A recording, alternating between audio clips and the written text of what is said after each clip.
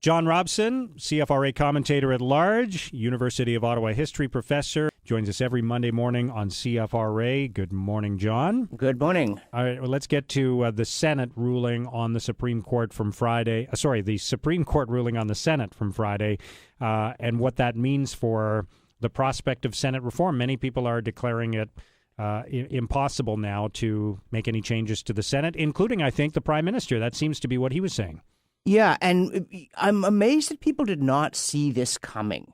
And with Stephen Harper, you never know. Maybe there was some deep game that he understood what was in our Constitution and that this would be the ruling. And then he could say, well, I tried. What can you do? Yeah, the Ottawa elites are against Some critics are saying that's what his plan was. Either he'd get the outcome that he wanted or he'd get an outcome he could live with, which is to say he can throw up his hands now and say, once again, the system is working against us. You've got to reelect us because we're the only people who are fighting against these elites. Yeah, we are the only people who will still be able to do nothing except stoke the fires of bitterness in your hearts, which is what we do anyway.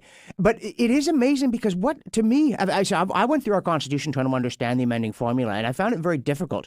But fundamentally, you can't get there from here. Seems to be the basic rule. The American amending formula is clear and simple. It is difficult to do, but it can be done. They have done it a number of times, and it's an appeal at bottom. It's an orderly, layered appeal to the people. But here, this was the Ottawa Citizen editorialized about this, that if the Harper ministry wants to do Senate reform, then Harper must try to get the provinces on board.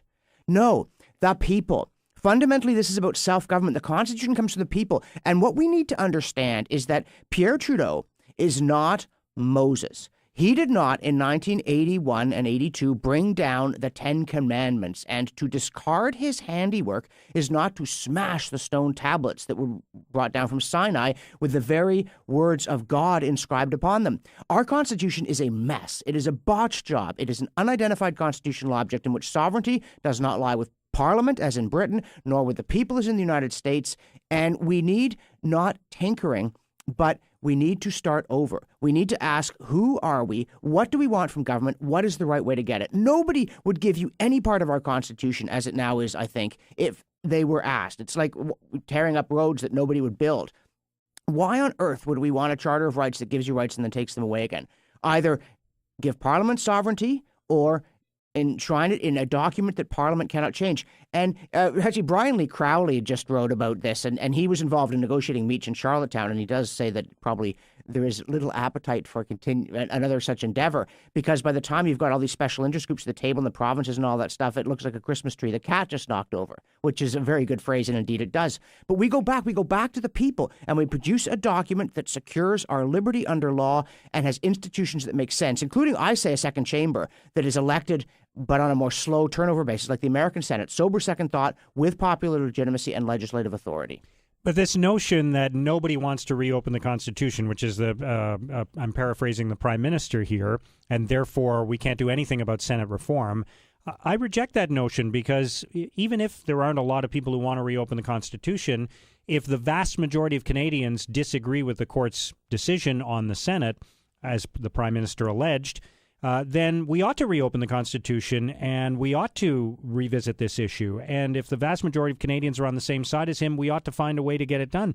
Just because people don't like messy constitutional talks doesn't mean that they aren't necessary in order to accomplish things. And sometimes you need to do something difficult, whether you want to or not, in order to get the outcome you want. Well, that's exactly it. I mean, I don't know if a majority of people disagree with the Supreme Court decision, since a majority of people will not have read the Supreme Court decision and probably haven't tried to puzzle through more than 1,100 turgid, self-referential words in our Constitution about the process of changing it. But a majority might well agree that the current situation is a bad one and that we can and should do something about it.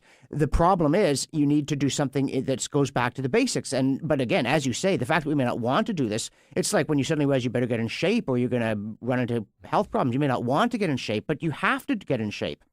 We have to fix our Constitution. They made a mess of it back in 1982. We have lived with this unhappily for a third of a century now. Why are we condemned in perpetuity to live with something that Pierre Trudeau messed up 30 years ago. I don't understand. It's like the Canada Health Act. Why is it sacred? One parliament cannot bind its successor. Although, in fact, our Constitution is not an act of parliament. It was done through a very strange mechanism, which I challenge anybody to name, partly because the whole thing was so ruinous. We need something we can control.